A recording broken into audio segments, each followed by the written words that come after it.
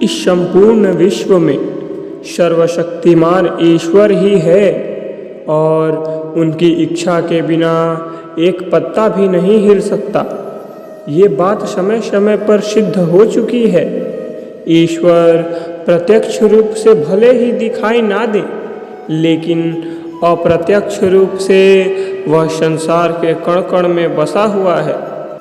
यह बात भी सत्य है कि हमसे कुछ लोग बहुत भाग्यशाली होते हैं, क्योंकि उन पर ईश्वर की विशेष कृपा होती है और कुछ ऐसी शक्तियाँ उनके आसपास हमेशा विद्यमान रहती हैं जो हर समय उन्हें सही मार्ग दिखाती है और हर मुसीबत में सहायता करती है।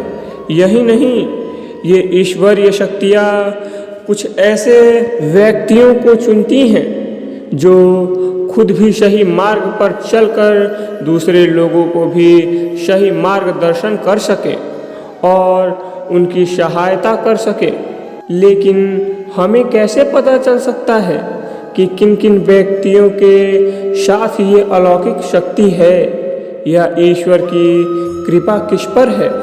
तो आपको बता दें, हमारे प्राचीन ग्रंथों में कुछ ऐसे संकेतों के बारे में बताया गया है जिनसे हम ये समझ सकते हैं कि उस व्यक्ति पर भी ईश्वर की कृपा है और अलौकिक शक्तियाँ हमेशा उसके साथ मौजूद रहती हैं।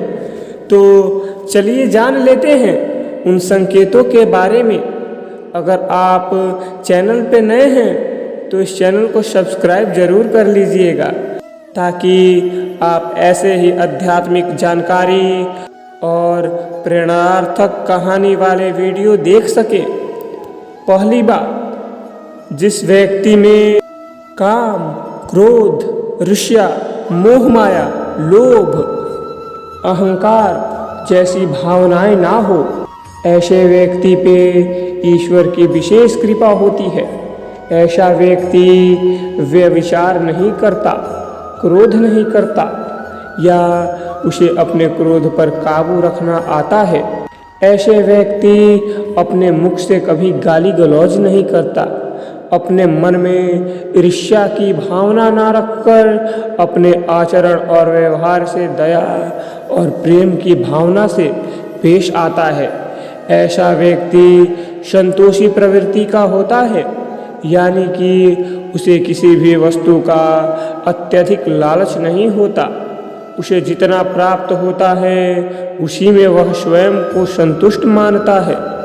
दूसरी बात, अगर किसी व्यक्ति को सपने में कई बार मंदिर या उसके आसपास का परिसर दिखाई देता है तो शास्त्रों में ऐसे व्यक्ति को भाग्यशाली माना गया है, जिनको अपने सपने में ईश्वर का बार बार साक्षात्कार होता हो, जिनके साथ ईश्वर की शक्तियाँ जुड़ी हुई होती हैं। केवल उन्हें ही ईश्वर दिखाई देते हैं। भगवान ऐसे व्यक्तियों को कुछ विशिष्ट संकेत भी देते हैं जिनसे वह व्यक्ति समझ सकता है कि अलौकिक शक्तियाँ हर कदम पे उसके साथ है। तीसरी बात, जब व्यक्ति अपने दैनिक कार्य से बचा हुआ समय ईश्वर की भक्ति और आराधना और नाम स्मरण करने में व्यतीत करता हो और ईश्वर को सत्य मानते हुए उनकी अनुभूति करने में समर्थ होता है, वास्तव में उस व्यक्ति के आसपास एक ईश्वरीय शक्तियों का पवित्र घेरा होता है, जिसके कारण उसे ईश्वर का आभास होता रहता है।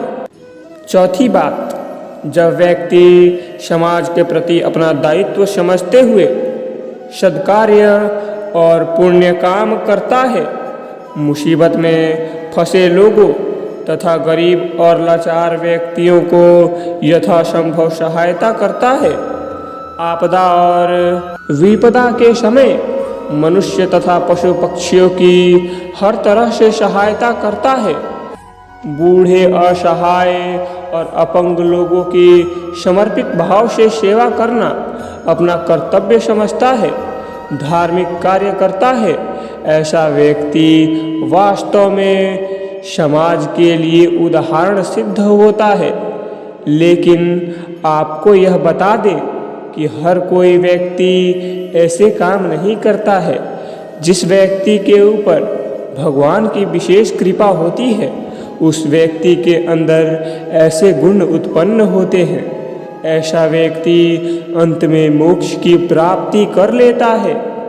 पांचवी बात, ईश्वरीय कृपा प्राप्त व्यक्तियों में एक अनोखी शक्ति भी होती है, और वह शक्ति होती है पूर्वाभास की। पूर्वाभास यानी कि भविष्य में होने वाली कुछ विशेष घटनाओं के पहले ही आभास हो जाना। अगर आपको भी भविष्य में होने वाली दुर्घटना या कोई अच्छी घटना के बारे में पहले ही अंदाज़ा लग जाता है, तो आपके ऊपर भगवान की विशेष कृपा है। छठी बात, कुछ लोगों को हमेशा अपने आसपास एक विशिष्ट प्रकार की सुगंध का अनुभव होता है।